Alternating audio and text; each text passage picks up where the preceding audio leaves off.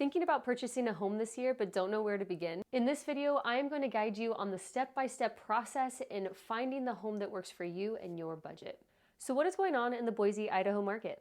Well, overall in Idaho, we are experiencing still a very low inventory. Now, what might that mean and how that might affect you is oftentimes agents are seeing now multiple offers being made on homes. Now, this isn't to scare you away from purchasing a home. What this is highlighting the need to make sure that you're doing the proper preparation and planning before you start your home search experience. The goal is to put yourself in a great buying position. Nothing worse than finding the home of your dreams and you miss out on it because you hadn't gotten your finances in order. So whether you are ready to purchase a home now or 12 months from now, here is the game plan and the step-by-step process in purchasing a home. Step number 1, budget. Figure out your budget. So take a look at your lifestyle and determine truly the type of house that you can afford. While totally not necessary, it is highly, highly recommended that you figure out your finances and your budget and your lifestyle. Have a deep understanding of this before you go to your lender meeting.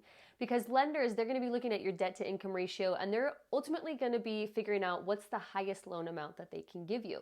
This oftentimes is higher than the actual amount that your lifestyle can afford. And so it's really important to understand the difference between the two. The lender's not going to be considering how much you spend on groceries, how many vacations you take a year, whether you have 6 kids in daycare. And like I said, you could probably figure this out after the lending meeting, but I promise you your lender will be so grateful if you can come to the meeting with such a deep sense of understanding of what your finances are. And I know from firsthand experience, I still remember some of my first home buying experiences. I was just so excited that I wanted to shop for homes that I could afford essentially the highest loan amount, but that wasn't actually realistic and efficient with my time or my agent's time. So really making sure that you have a clear understanding before you starting the home search is key. Now, my favorite budgeting tool is YNAB. I make zero money from offering this, not even affiliate money. So I really recommend this. It's a very thorough budgeting tool. It offers a 30-day free trial. I use this when I had complicated renovations that I had to deal with. I use this to figure out my financial life after divorce. It really is a very thorough, very detailed budgeting software. If you haven't tried, it's worth checking out. Now, since you're already in the mindset of assessing your lifestyle, figuring out your budget, taking a look at your spending habits, you also need to make sure, if you haven't already, started to budget out the money that's going to cost to buy the home. That's going to be largely your down payment and your closing costs. Now, while a lot of people can end up getting down payment assistance, it's good not to assume that. So if you think about 3.5% of the home purchase price is roughly about, let's just say, your target for what you want to save for the down payment, as well as accumulating the closing costs, which might be, let's say, another 3% of the home price. So we're thinking 6.5%. Now, all of this is going to become more clear after your lender meeting. So just using this as a gauge now while you're starting to put down numbers of your budget and seeing how much you've already saved. Also keeping in mind that you're going to want about 2 to 3 months of your mortgage monthly payments saved in the bank for after closing. Step 2, this is along the lines of preparation. Create a needs and wants list. During step 1, you did proper analysis of your finances and your lifestyle. So we're going to stay in the same mindset and we're going to keep assessing our lifestyle. But now we're going to be using this to start to think about the type of homes that we want. Now, I like to go beyond just your average checklist. Okay, how many bedrooms, how many baths? All of that is important and you do need to consider that. But I love to think of home buying as designing your life, lifestyle design, and how can you curate it to accomplish your goals and set up the type of life that you want. So for example, for me particularly, it is on my needs list to have a car garage. For me, the daily, because we're in winter time and we have different weathers and seasons now, so for me, having something that protects my car so I don't have to deal with as many car washes. I have cold little ones in the morning trying to get to school, scraping ice off the windshield. Why for some of my friends, they don't care at all. But for me, that affects my everyday, daily little habits and my overall lifestyle enjoyment. I also had a friend that for years, she thought her dream home was going to be up on the mountains. But then she realized that actually her everyday lifestyle is being able to hop out and go biking.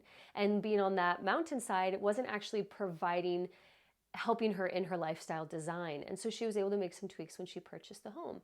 Maybe if you have little ones and your day is wrapped around getting them in and out of the door because let's say they have school and activities, maybe having a mudroom or some kind of flow in the house so that makes it easier for you, that process that might be really stressful. Can you design your life and your home in a way that makes just less friction and those daily activities more enjoyable? So keeping in mind, needs are really the needs. Like, even if all of the other things were met, but this house didn't provide this one thing, you would be willing to walk away from it. Really taking the time to think about truly what your needs are and truly what your wants are, knowing that you're going to probably need to compromise a little bit on those. A good exercise for this is just spend one day from the moment you wake up to the moment you go to bed and start to record or at least take note of your daily routines. How you make your morning coffee, how you navigate through the kitchen, whether you have to get kids to school, whether you like to bike a lot or be outside. Do you need to be near nature? Do you like to garden? Just really thinking about all of the daily routines that you typically do or would like to change and have in the future moving forward. Also keep in mind that people don't typically jump right into their dream home. Typically people own a few homes in their lifestyle or in their lifetime. And so really think about the type of home that you want to design for your life, let's say for the next 10 years or less, not necessarily your forever home or the home you picture yourself retiring in. Okay, so step number 3 is going to be finding an agent. Now, this is not about looking for homes yet. We're not there yet. Largely what your agent can do is recommend a lender. While you can totally find lenders on your own, real estate agents spend a lot of time in finding their team, finding the lenders that they feel really are going to serve their clients the best. There is no kickback referral scheme going on between agents and lenders. That is completely illegal. Really, truly, the lenders they work with are ones that they really feel are going to benefit you the most. So I do find that a very valuable resource in going to your agent and seeing who they recommend. Also at this time, your agent can place you on an MLS alert. So what is MLS? Think of like Zillow, but way better and more accurate. So MLS, you have to have a license to get access to. It's kind of like Zillow, but it's going to have more information, more details to the properties, and they're going to be updated right away. So getting a MLS blast to your email based around the general area of and kind of what you're looking for is going to be a great way just to get started. Whether you are ready now or next year you want to buy a home, it's a great way to start learning about the neighborhoods, getting an idea for the market, and understanding the type of homes that are coming out. So now that you have several lender options that you're calling and setting up appointments, and you've been put on the MLS alert, so you're learning about homes, the neighborhood, the market, it's time to get pre-approved. Having a lender meeting is one of the most important things that you can do to be prepared for the home buying experience. Even if you are 12 months out, a lender can take a real look at your financial situation, looking at your goals, and give you a proper game plan. Some of the things in the lender meeting is going to be verifying that you can get a mortgage. It's going to give you your loan type options of what you qualify for, and it's going to give you all the numbers, the loan amount, the interest rate, etc. Let's say, for example, in the lender meeting, you find out that you are actually a lot more qualified to purchase a home than you might think. But maybe let's say the one biggest thing that's going to affect everything is going to be having a higher credit score. So your lender can give you a game plan for just that. There can be so many moving parts, and I promise you clarity will come after that lender meeting. Now, hopefully, like before, your real estate agent has recommended a few lender options, but don't forget you can also find lenders through your local bank and even online banks. I recommend getting quotes from 3 different lenders before you make any final decision. Also, they will for sure be telling you this, but make sure that you get a full list of the documentation that you are going to need prior to the meeting. They're going to need all this, like bank statements, W-2s, and they're going to need all this information going into the meeting so they can really give you that accurate information. I also recommend seeing if your real estate agent can join you for this meeting if they haven't already offered. Okay, so you've done step 4, you've gotten pre-approved, you had your lender meeting. Now it's moving on to step 5, which is having a buyer's consultation with a real estate agent. If you are, let's say, 6 months out from wanting to purchase a home, I really recommend getting a buyer's consultation with a real estate agent. Now, buyer consultations are not a requirement as part of our job, but it really is best practice. You need to make sure that you have an agent that is willing to take the time to sit down with you, to help explain the process, to learn about your needs and wants, and really make a customized game plan so you have a strategy going into the home buying process. This is going to make sure that no time is wasted for you or the agent. It's going to make sure that you feel incredibly empowered and you know what's going on in the process, and it's going to hopefully prevent a lot of issues down the line. So while I can't speak for any other agent, here's a little bit of what a buyer's consult would look like with me. During a session, we get to sit down, you get to learn a little bit more about me and the brokerage I work for, including company values and promises, and more importantly, I get to learn about you. We really get to take the time to go over your needs and wants list, your time frame. I get to learn about your lifestyle goals. I get to answer any real estate questions that you might have and really walk you through the step-by-step process of your personal home buying journey. We can go over all of the results and everything that we learned from the lender meeting, or if you haven't done that yet, I can help you get connected right then and there in the meeting with the lender. Ultimately, we're making sure that we are on the same page and that we have a solid game plan for success. Not only can I use this meeting to customize your MLS alerts even more to get that ball rolling, or maybe we're at a point where we're ready to start seeing houses, but the meetings are actually held in my brokerage, which means that you get a chance to meet my broker if you want, and you also get a chance to meet my transaction coordinator and just more of the faces of the team that are going to be helping you to buy this house. You'll be leaving this meeting with a handful of informational handouts, and most importantly, you're going to feel empowered and you're going to understand what the next 30, 60 plus days are going to look like for you. Now, if you're not in the Boise, Idaho area, the amazing thing is that my brokerage has a global network. So if you are looking for an agent who also does this type of strategy planning before going into the home search, then I am more than happy to connect you. I'm going to put the links below to help you get started. Now, whichever agent you choose, there's going to be about 2 pieces of paper, 2 forms that you might be given during this buyer consultation. The first one is called the Blue Agency Brochure. Now, this is very specific to Idaho and some other states, but this is not a contract. It's a disclosure form to help benefit you, to give you understanding of the type of agency relationships you can have with your real estate agent. Legally, in Idaho, we're supposed to be giving this brochure and explaining it at the first substantial business contact. So that might look differently depending on your journey, but this definitely, the buyer's consultation could be considered one of them. After your agent goes over this disclosure, they're going to ask you to sign it. Now remember, it's not a contract. This is just a disclosure to help give you information. It's here to benefit you. And having that signed is just proof to say that an agent has gone over this information with you. So don't be afraid to sign that. Now there's a lot to this form, and then it's really important that the agent goes over exactly everything with you. But here's a little bit about, in general, what it's talking about. A lot of it is talking about whether you choose to have a signed contract where you are an official client of the agent, or where you're just going to stay more of a customer. The 3 biggest differences between being a client or a customer is that if you are a client of your real estate agent with a signed contract, then they are obligated to keep your information confidential. They will also receive and present all offers and assist in negotiating terms. Now, if you, let's say you didn't sign a contract, you wanted to stay just a customer, for example, your agent would not be obligated to keep your information confidential. So of course the decision is always yours, but this leads me to the next form, which is going to be more of an actual contract. This is called the Buyer's Representation Agreement. This is the actual contract that you sign that binds you with the agent and establishes those agency terms. This contract is designed to protect you and the agent. Now, this does not mean, I am not saying that you have to sign this contract at the buyer's consultation. This is just a form that the agent might be presenting to you during that time. The contract will also include how long the relationship you would like it to last, as well as what the commission is being asked for by the agent. One thing about commission I want you to understand is that there is no legal set standard commission. So if at that meeting your agent is saying things like, you know, I'm giving you a discounted rate, or this is the commission that everyone charges, those are all not good terms. Definitely run the other way. Another thing to keep in mind with commissions on the buyer side is that oftentimes the commission is paid from the seller side.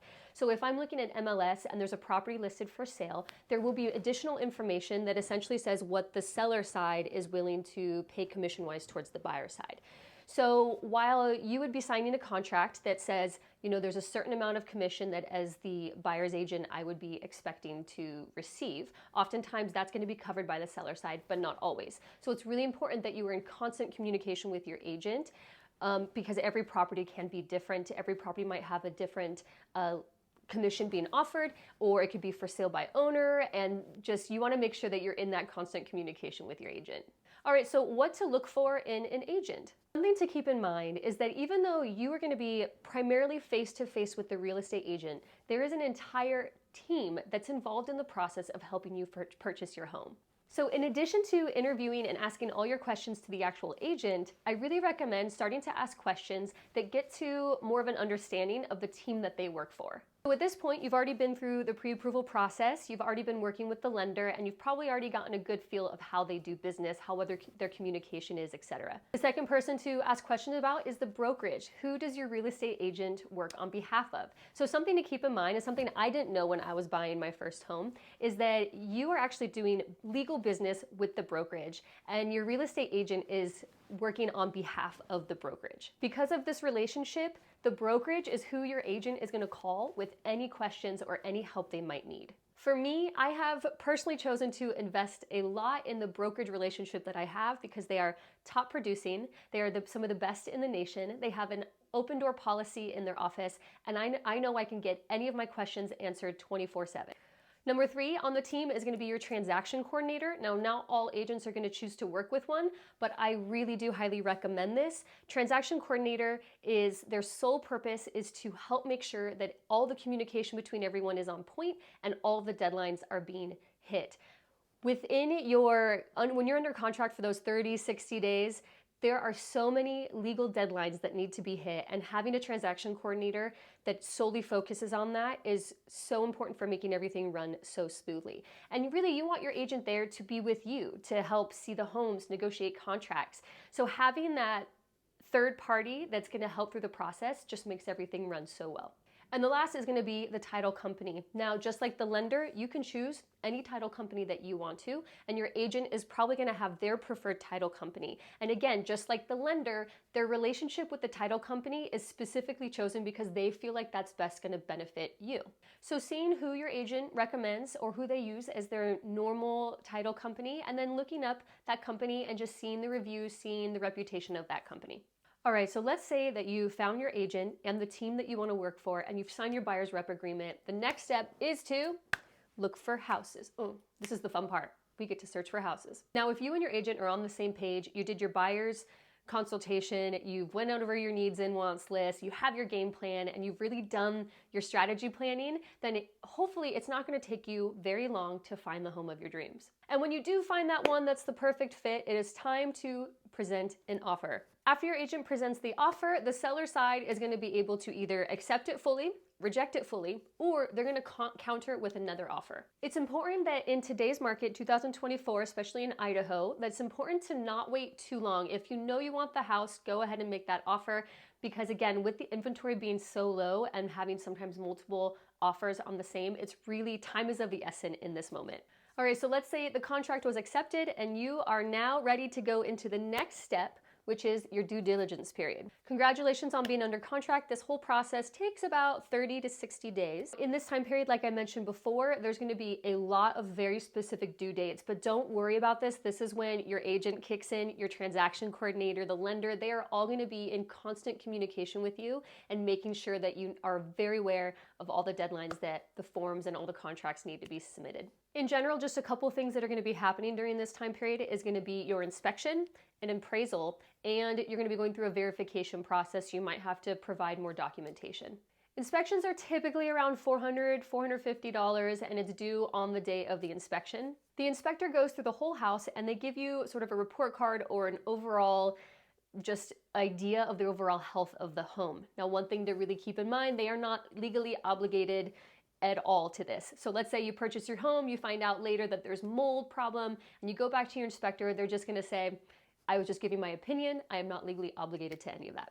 I say this, it's important to know because during that time of the inspection, that's your time to really be involved and empowered in the experience, ask all the questions you need so that you feel really comfortable in making the decision on what to do moving forward. Also during this time, you're gonna have an appraisal. This is for the bank, so this doesn't necessarily reflect on the true market value of the home, but essentially the bank is not gonna loan you more than what they view the value of the home is. From information like from the inspection report, the appraisal, more negotiation of the contract can be made between the buyer side and the seller side.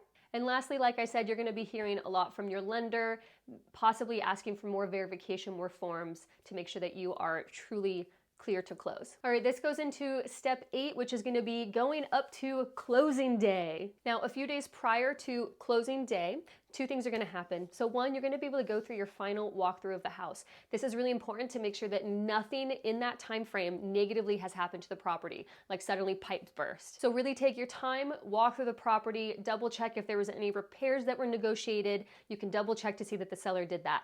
One note, I really recommend doing your final walkthrough even the morning of closing day or as soon as possible so that there's no just by chance window where something can happen in those few days leading up to closing day. Okay, also, 3 days prior to closing day, you are going to receive your CD or your closing disclosure. This is going to have all of the final numbers laid out, your loan amount, the interest, all the payments, and what they call cash to close, or what you're going to need to bring to the closing table. Talk to your agent and your lender and your title company about how this is going to go down. Often it's going to be a wire transfer and just something alert. There is a lot of wire fraud going on, so really talk to them and find out the exact instructions you need for this process to happen. All right, so welcome to closing day. You are all ready to go. You and your agent are most likely going to meet at the title company. This is your chance to go over that CD, to ask all the questions and really understand the contract before your final signing. Don't feel rushed or pressured at all. This is your time to double check and make sure you are ready to go.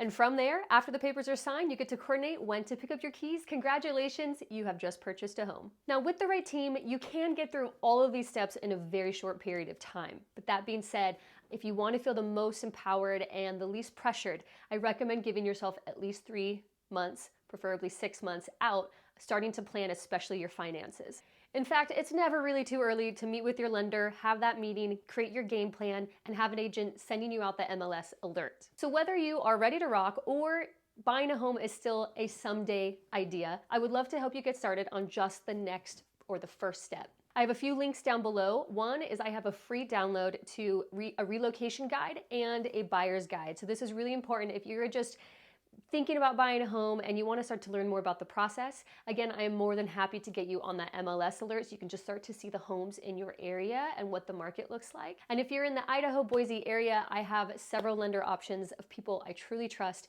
who can help you get your finances in order and help create a game plan for you. So all of that information is going to be linked below, and it's also in my bio area. And if you have, of course, any questions at all, feel free to comment below. Thank you so much for watching this video. Until next time.